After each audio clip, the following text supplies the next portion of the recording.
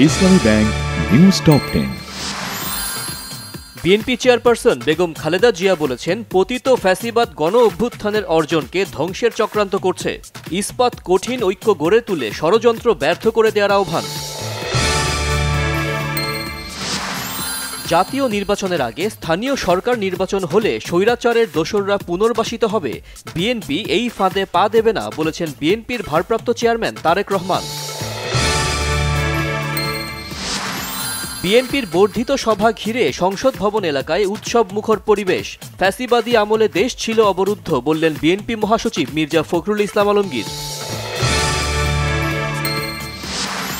দেশের প্রয়োজনে সেনা সদস্যদের স্বতঃস্ফূর্তভাবে দায়িত্ব পালন আর জীবন উৎসর্গের জন্য প্রস্তুত থাকার আহ্বান সেনাপ্রধান জেনারেল ওয়াকারুজ্জামানের।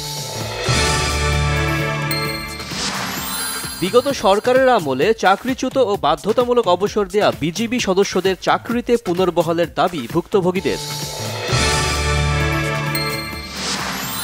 রমজান মাসের প্রথম সপ্তাহে চট্টগ্রাম বন্দরে আমদানি হচ্ছে 14 কোটি লিটার অপরিশোধিত সয়াবিন তেল। আর্জেন্টিনা সহ একাধিক দেশ থেকে ট্যাংকারে আসছে এই তেল।